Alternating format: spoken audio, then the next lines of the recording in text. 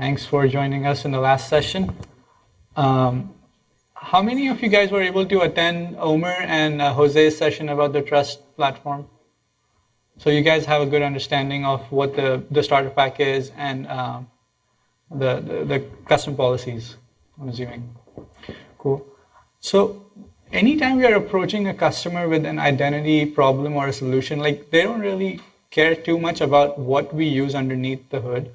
Is it B2C or if it's a SQL Server or anything? What they're really trying to protect is their customer information, as well as the assets on-prem that have the customer records, be it a CRM system, or they're trying to start a loyalty program or migrate an existing loyalty program to the new identity space. And most of the times, they already have an identity for the user.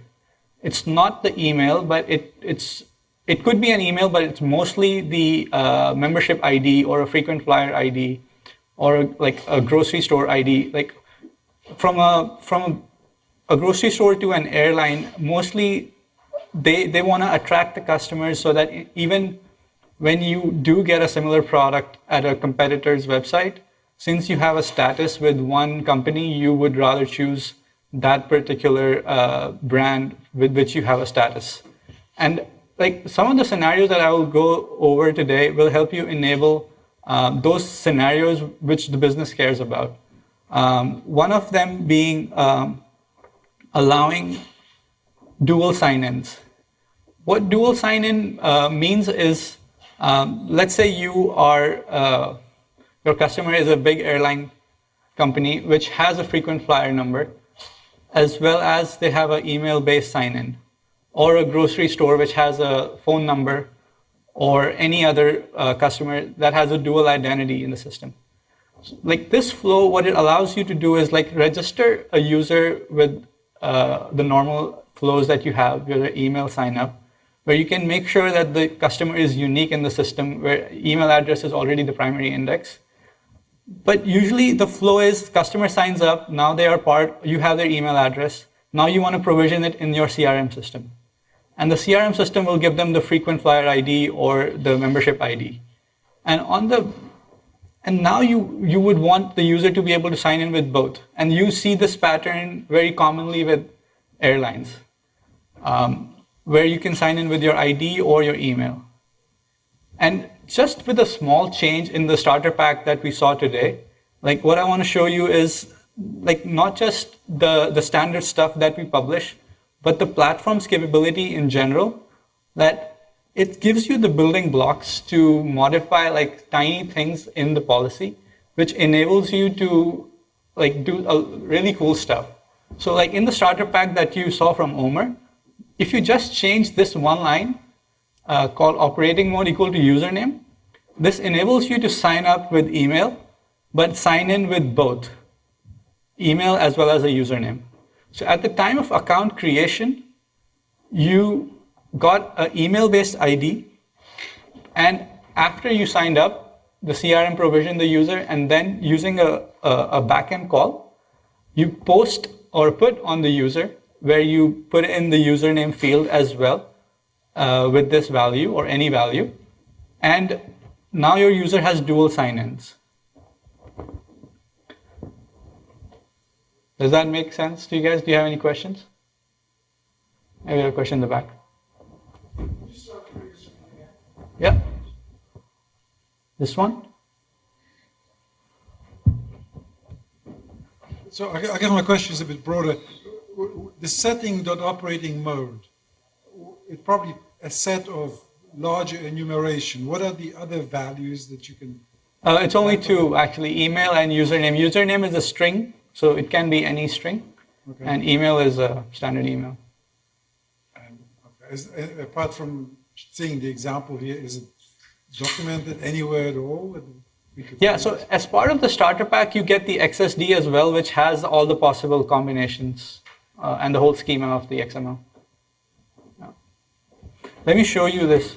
Yeah. Yeah, but I guess the question is, how do we know setting that to use enough enables you? How would you know? No, it's not. I think that's what we will do after this presentation is have a documentation.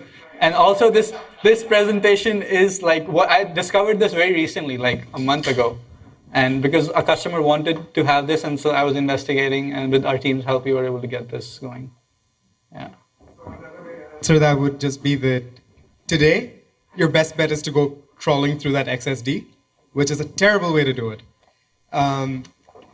We pinky swear to you that there's somebody on point to transcribe that XSD into all the things that you can do with the schema. So for those of you who were involved with the first version of the Trust Framework PDFs that Philippe Berod had written, so we're doing a next crank on that, where we're trying to document all the possible variations that you can have within the starter pack, or custom policy in general. Yeah, let me just show you a quick policy that I created with this. And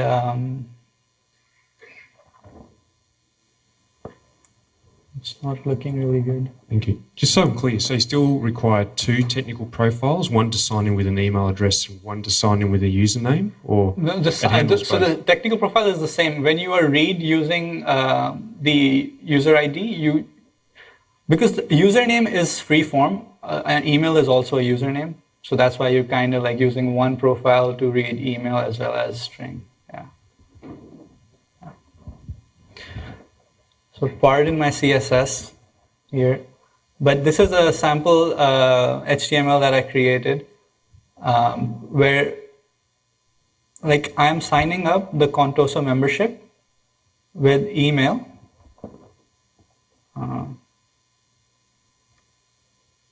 If it lets me click. Or use an inferior browser, whatever. That's probably what's the issue is. Oh my god. Do we have one here? There you go.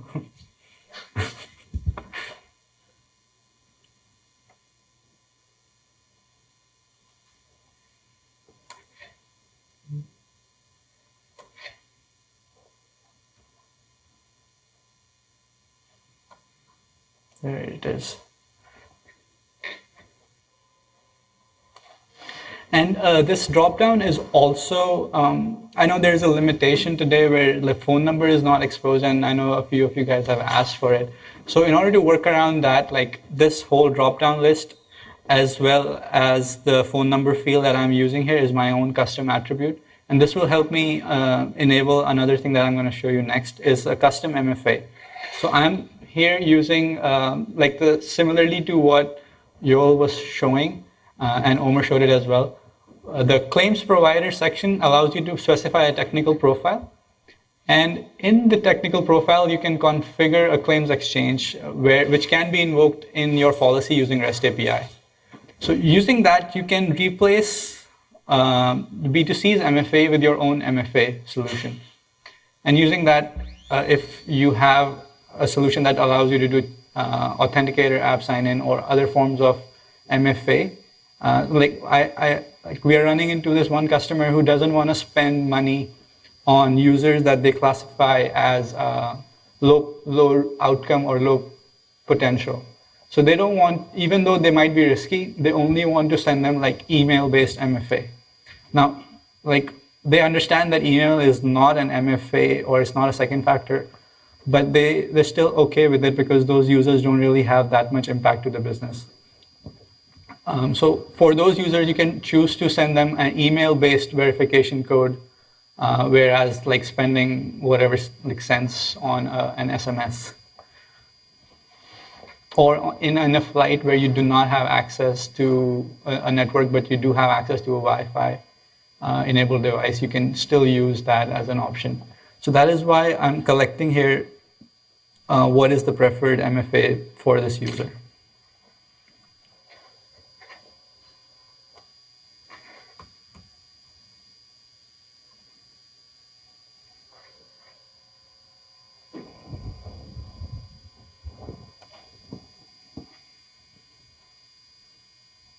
I can get the verification code.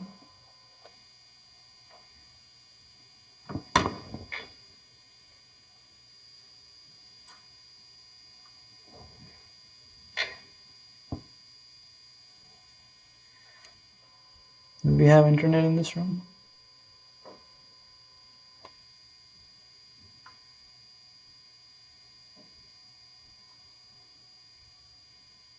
There you go. 747.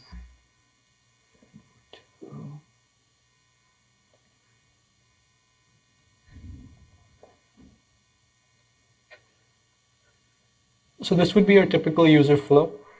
And once the user has been created, your CRM system will assign them an ID. And also, in this custom MFA approach, I just got a MFA OTP. And what I'm doing in this approach is I'm sending a hashed version of the OTP back to my application. And the application can then render the screen to validate the MFA. You can choose many different approaches here. You can just say MFA was sent and then have a API that can query the OTP and then validate the OTP. Or you can choose to just send the OTP right away back to the app, and then the app can validate it. The scenario that you would need to think through is how would you handle error cases when the user has entered an invalid phone number and they want to re-trigger the MFA. So those are kind of the things that are very application-centric logic that you can change. So in this case, the OTP, hashed OTP, I have it here. Now that the application has a user and we have a user provisioned, a username provisioned, this is not my tenant.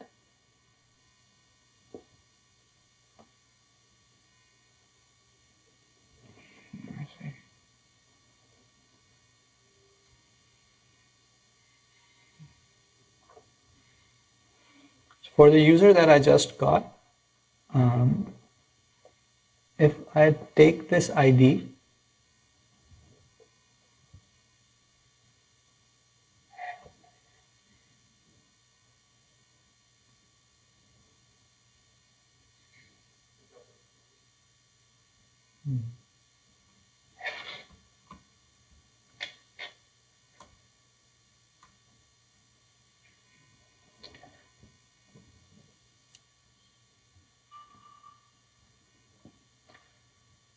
so using this, I can update this user to allow for dual sign-in.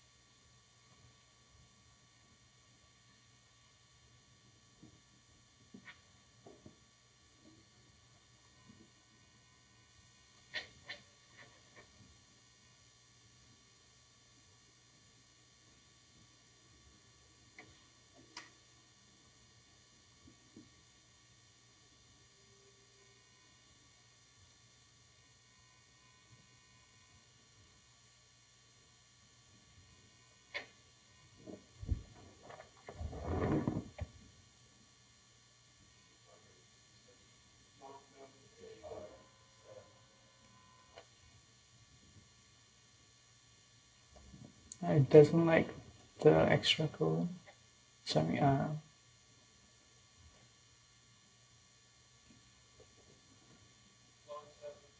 Line 7. Oh, yeah.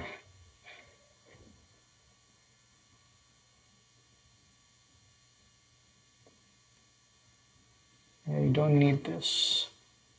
Okay.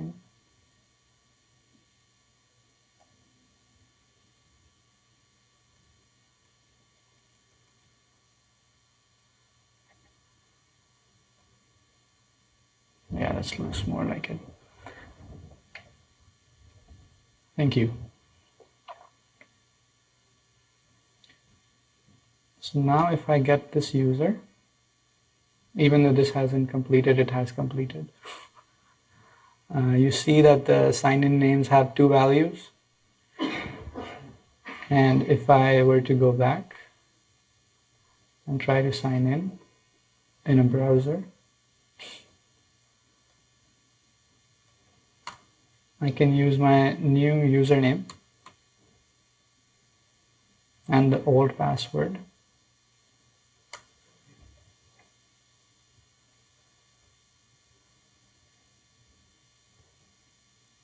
And get back the same JWT, as well as the same journey was executed and I got an MFA.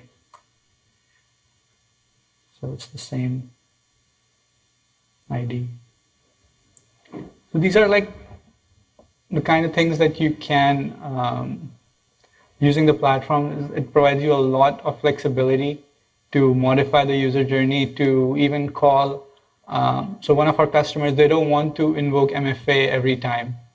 Even for high-risk customers, they have another service that they're putting in between of the B2C service and the MFA service that does on-the-fly risk assessment, which is a risk assessment service very targeted to their industry, which can collect the user information across multiple different competitors of that same industry, and then tell them, hey, this user, by the way, tried to sign in multiple different websites, so this is a high-risk customer, and only if I tell you to MFA, you should MFA, or you should just deny the service right away. So all those kind of like logic, conditional and customized journeys that you want, you can do it in the user journeys based on REST API calls. You guys have any questions so far? Yeah, please.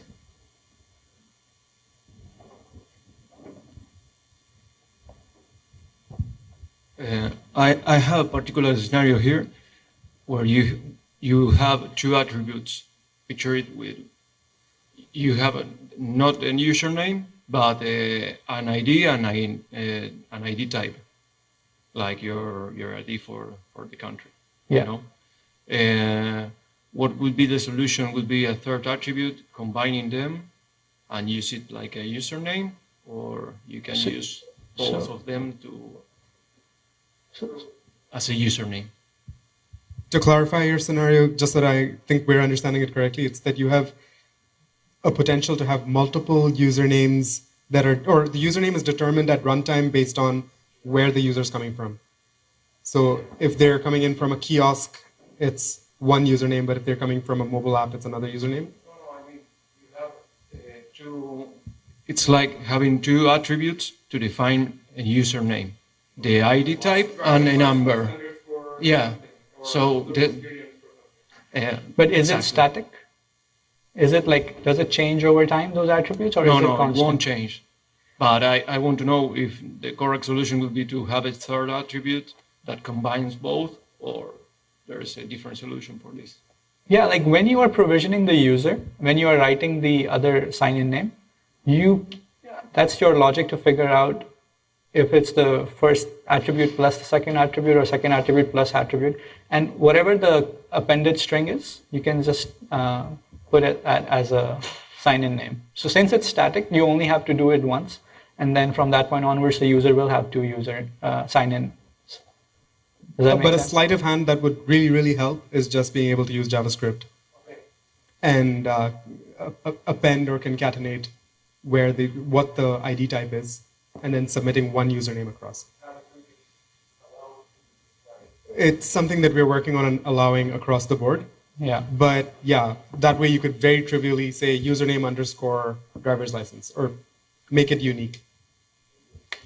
You could do a claims transform, but I'm not sure if you have both claims available in memory to then do a third claim. No.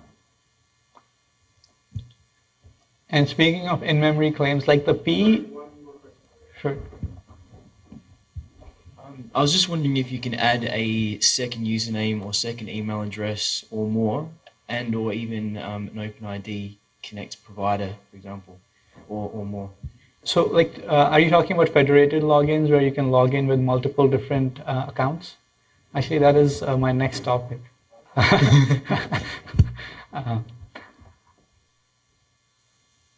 But on the directory, to answer the first part of your question, if it's a local account, you can, today it only allows you to have one email address and one username. Yeah. Yeah, I was just going to say that the POTP claim here is an in-memory claim that the REST provider returned. It's never stored in the directory. As and when it gets the claim, it's just passed to the application and then forgotten about.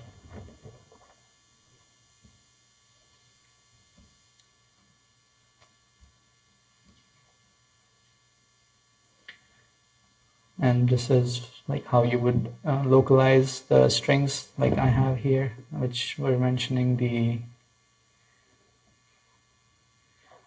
combined experience. Instead of saying username or email, you have email address or Contoso membership here. So all those strings are also overridable and localizable. Have any of you used string localization or updates in custom policies? Yeah? It's a pretty powerful thing. So in the custom policy itself, you can define having the string in different languages or override the string itself. Let's say something else. And kind of make it look like something else, talking about it or something. Is it in the policy itself, or can you load it? Yeah, you can define it in the policy itself. Can you load it instead of resource stuff? Wow, what a great question. So, the question was, if you're trying to do localization, do you always have to do it inside the policy, or is there a resource file way of doing it? Today in BASIC, we take in from a resource file, but behind the scenes what's happening is it's just injecting it into your policy. So custom policy is not as far along in terms of getting localization in. So the way to do it right now is to put it into policy. At some point, we will get to a phase where we're pulling it in from a resource file across the board. Yeah. From a management point of view, you can still create multiple resource files per language. Yeah.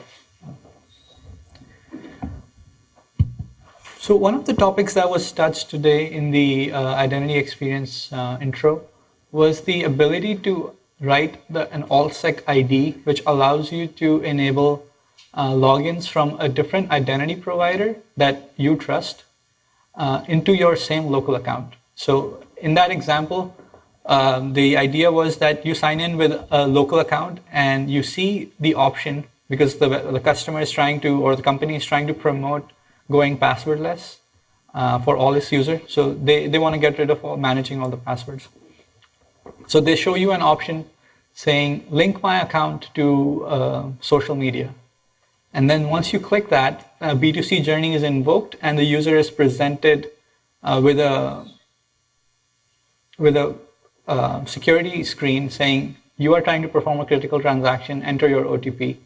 And once you do that, then you are shown the list of social providers that your customers are planning to support.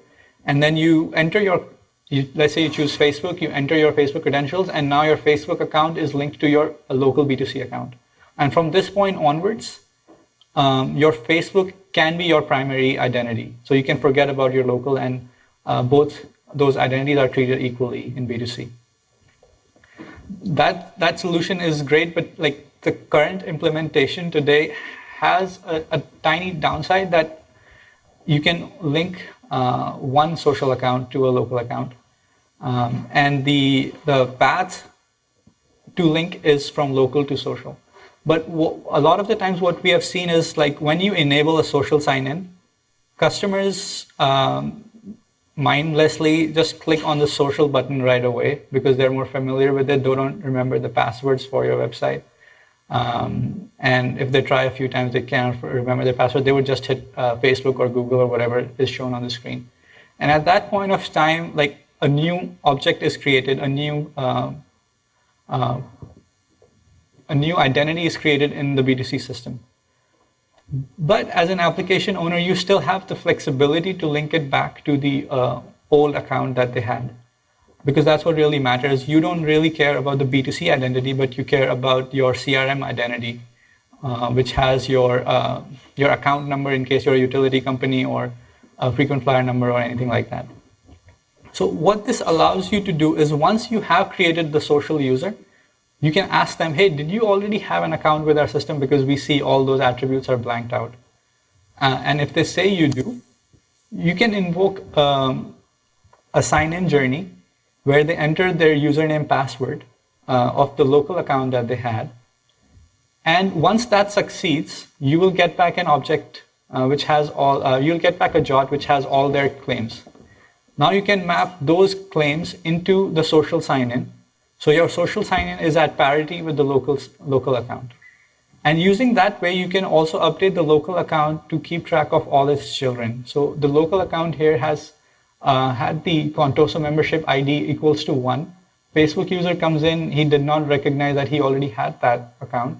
He signs up, he's presented with a screen to enter his username password if he said that I already had an account with the company. Once they validate, now the Facebook user also has the Contoso membership ID equals to 1. And the main account is also updated to store a pointer to the object ID. Yes, please.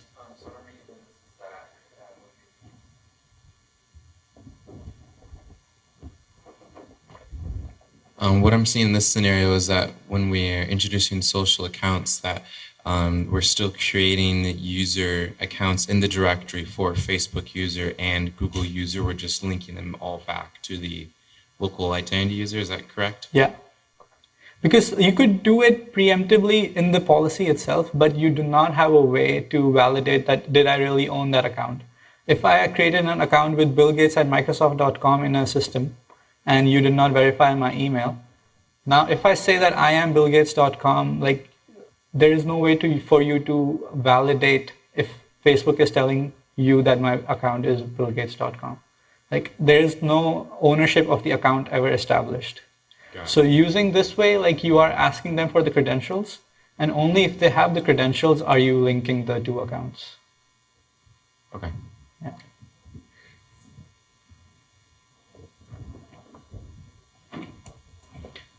And Fayaz has a question. Sure. Does that mean you have to start managing syncing as well? Yeah, that is a downside of this approach, that now you have 3 users pointing to the same Contoso membership ID. So if you have any property or any attribute that is not, that changes over time, then you would need to manage that. Yeah.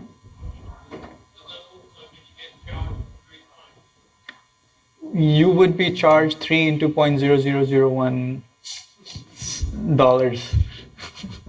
Yeah.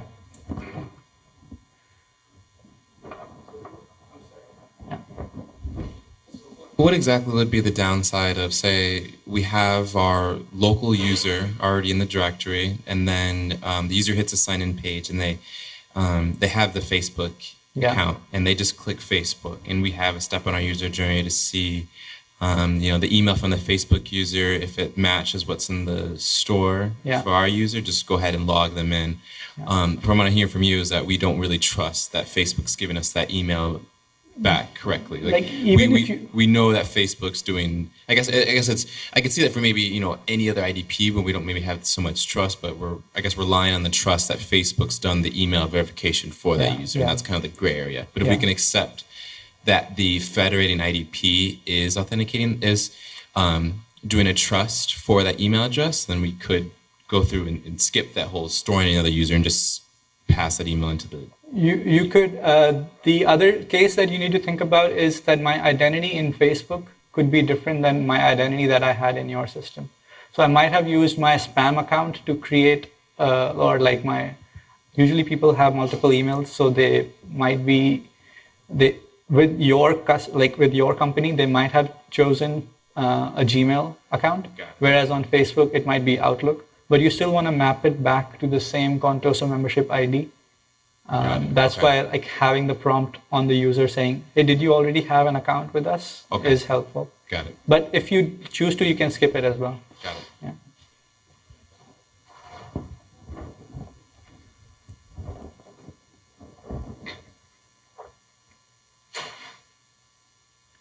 Yeah, I already showed you the MFA, but all you need to do is just have a technical profile with, I don't know if it's readable or not, probably not.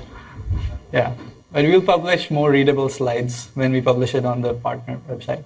But it only requires 2 steps. One is a REST API invocation, and the other one is to include that in your journey. And anywhere you include it, it'll be executed at the time before it sends out the JWT token to the app.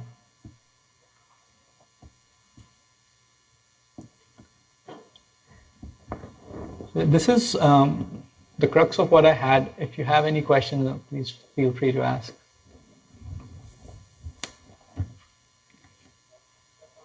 Hello? Is there a plan to have account linking in the near future or in the roadmap? Can you elaborate on the scenario? Okay, this IDP that we're talking about. So you have a local account, Yeah. but you should have the ability to link other accounts to your local account. And then after that, you have one real instance of that object, Yeah. but you have different identities associated with it. We do have account linking where you can link a local account to a social account, and that one doesn't create multiple principals. That only allows one, though. The multiple is on roadmap, no ETA Yeah. yet, which just means it's not in the next 6 months. We don't forecast out for more than what we can do in the next 6, but it's very much on the roadmap. It is something that a lot of people have asked.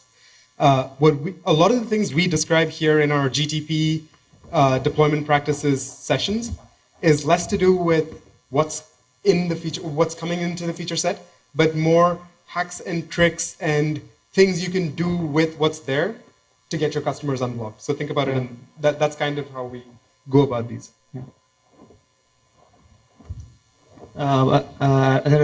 I'd like to ask about social account linking. Is there any way to remove social account link from the local account? Yes. So, like in my, let me pull up the diagram. So in here, when you are linking the Facebook user to the local user, you're also updating the local user out of band with the object ID of the Facebook user. Also, so to remove the link, to delete alternative security ID from the local account is the correct way. Sorry, to delete different local. Oh, I see. No. Yeah. This approach is primarily storing the ID of one user in an attribute on the other user. Just another extension of it. Yeah. Oh, It's okay. a trivial account linking based on some common rule across 3 different networks. I see. The crux of the point here is that through policy, you can orchestrate to do a challenge on another user out there. Have them prove that they own that account and then create a challenge. Yeah. It's pointing back to the same CRM user on your on-prem or wherever the CRM system lives. So from the customer standpoint of view, they are still logging into the same account, even though they have chosen multiple different identities along the way. Okay, so if I do not want to create multiple account on the B2C, is there any way to remove account linking from the original account? So you mean like after you have created this grid? I don't want to create multiple account on B2C. Yeah. So but I want to allow users to link social account to the local account, and also allow users to remove their own social account link to the end users. Yeah. If you don't want to create multiple accounts, then the other alternate approach is you go from a local account using a B2C journey, and then have them link to a social account. That will only establish the AllSec ID approach that you were mentioning, and it won't create an extra user in the directory. And once creating some auto security ID by the end user self, and I also allow end users to remove the auto security ID. Yeah, the AllSec ID removal is a feature that is coming up, I think in H1. I'm not sure on the date, so don't quote me on it, but it's in our pipeline. Oh, okay, thanks. Yeah. So multiple account linking and account delinking are both things that we need to work on. Yeah. Right. Standard reference from the local back to the The purpose is like at any point, if you have a sync engine or anybody that that wants to know, or so basically to update the local users or the social users if needed, and also to remove. So if you are signing in as local, and you realize that you're not using Facebook anymore, so on your profile edit option, you can show that hey, you are linked to Facebook as well as Google. Do you want to remove or update any of them? Yeah.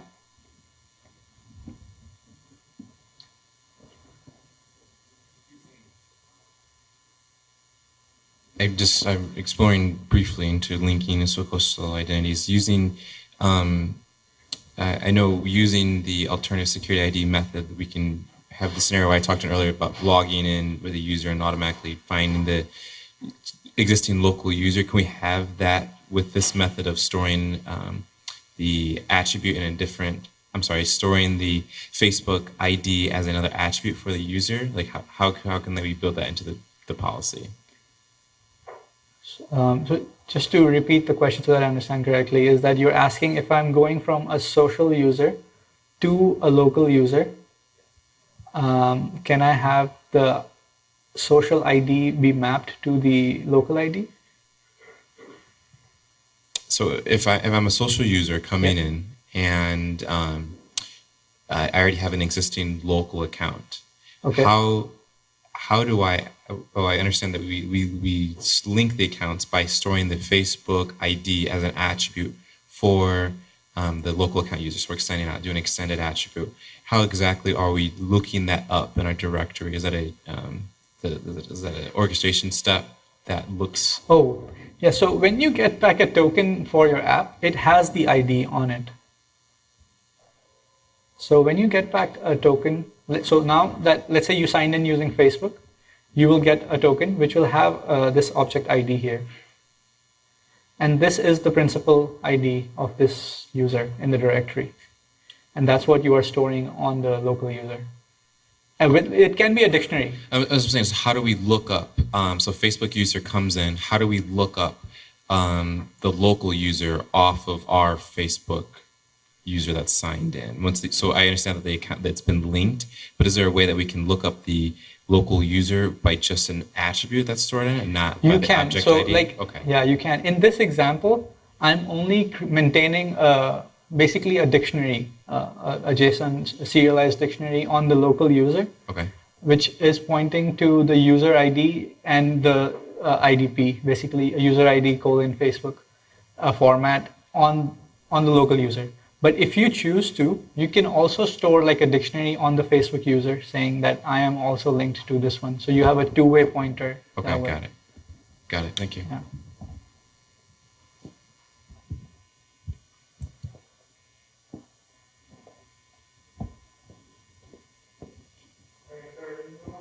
Questions, we can wrap up this session. We'll all be around here, so you can just come up and we can talk some more. Cool? Yeah. Don't forget to evaluate, give us feedback. We try to do this. We have done this once a year. We'll probably start doing this more rapidly. So it'll help us turn it around and give you more content that works better for you. Thank you, guys.